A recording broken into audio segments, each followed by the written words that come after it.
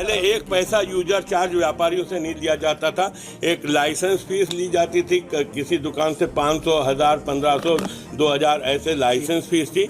और इसके अलावा प्रॉपर्टी टैक्स था। प्रॉपर्टी टैक्स बड़े पैमाने पे लिया जा रहा है, वह व्यापारियों को भी बोझ है। 50% आधा करने की बात सरकार ने की थी, आधा प्रॉपर्टी टैक्स किया नहीं गया, प्रॉपर्टी टैक्स बढ़ा दिया गया।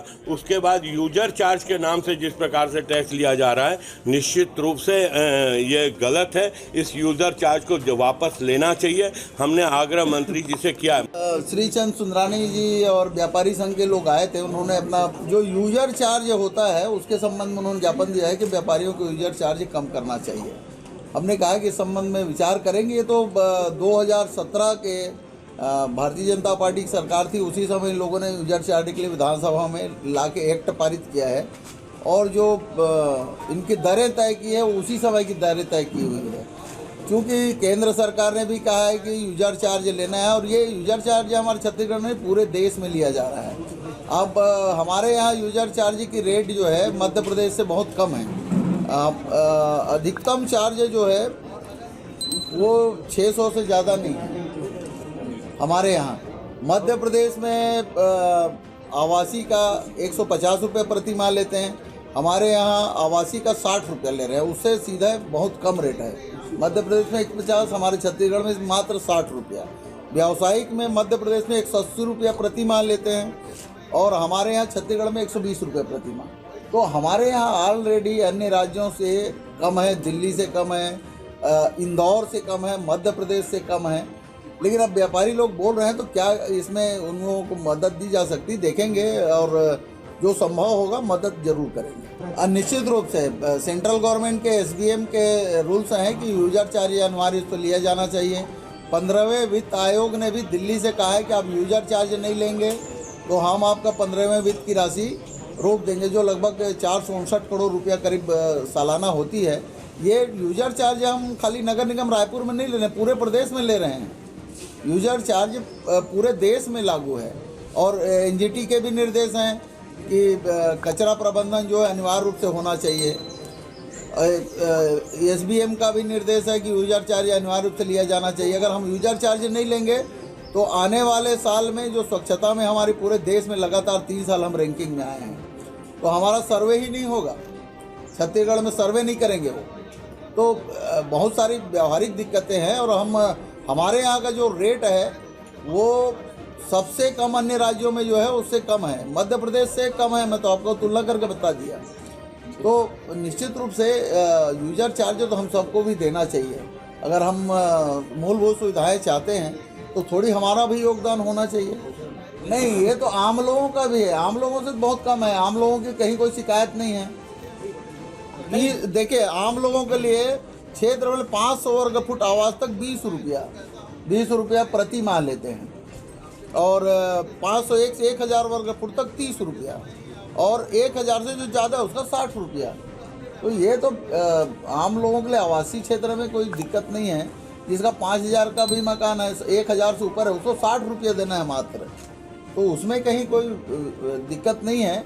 और ये अभी से बहुत सारे लोग पहले से दे रहे हैं यूजर चार्ज। जो व्यापारियों से वसूल किया जा रहा है करीब 600, 700, 800 रुपये महीने, अलग अलग प्रकार के स्लैब में छोटे से छोटे व्यापारी से भी 400, 500 रुपये वसूल किया जा रहा है महीने का।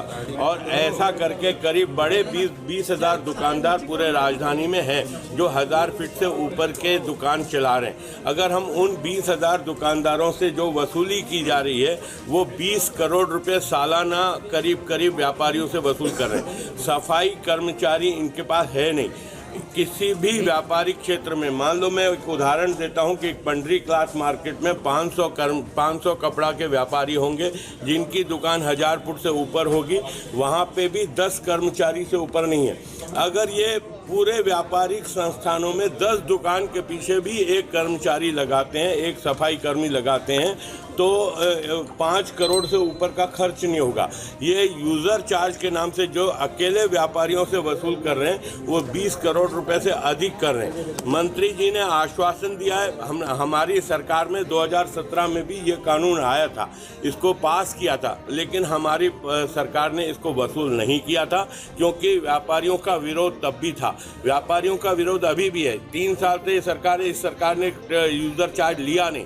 अचानक ये यूज़र चार्ज 4 प्रकार के टैक्स नगर निगम व्यापारियों से वसूल करिए। एक लाइसेंस लिया जा रहा है, दूसरा प्रॉपर्टी टैक्स आधा करने की बात की थी, लेकिन प्रॉपर्टी टैक्स आधा तो नहीं किया, बढ़ा के प्रॉपर्टी टैक्स लिया जा रहा है। उसके बाद एक नया यूज़र चार्ज का बम व्यापारियों के ऊपर फेंक दिया है। हम लोगों ने कहा है कि आप इसको सहानुभूतिपूर्वक विचार करिए। मंत्री जी ने कहा है कि मैं इसका युक्तिकरण करूंगा, इसको कम करूंगा, ऐसा उन्होंने आश्वासन दिया। लेकिन अगर यह यूज़र चार्ज के मामले में जो यूज़र चार्ज व्यापारियों से वसूल किया जा रहा है, अगर ये प्रस्ताव यही रहा तो भारतीय जनता पार्टी पूरे दमखम के साथ सड़क पर उतर के संघर्ष करेगी।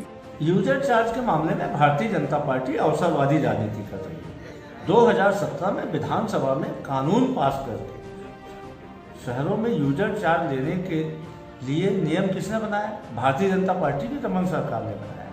और केंद्र सरकार ने स्वच्छता सर्वेक्षण में राज्यों को यूजर चार्ज करने के लिए अनिवार्य रूप से शर्त रखी हुई है। जो शहर यूजर चार्ज नहीं देगा उसे स्वच्छता सर्वेक्षण में मार्किंग नहीं दिया जाएगा। तो ऐसी स्थिति में यूजर चार्ज लेना शहरों के लिए और राज्य सरकार के लिए बाध्यकारी है। भारतीय जनता पार्टी इसमें सिर्फ और सिर्फ सस्ता प्रचार पाने के लिए राजनीति कर रही है। कानून किसने बनाया? भारतीय जनता पार्टी ने। दबाव कौन बना रहा है? केंद्र की भारतीय जनता पार्टी की सरकार। हमारी सरकार तो सिर्फ उस कानून का पालन करवा रही है। तो कहीं न कहीं इस मामले में भारतीय जनता पार्टी के नेता ये बयान दे रहे हैं और ज्ञापन दे रहे हैं तो सिर्फ और सिर्फ अपनी राजनीति को बचाने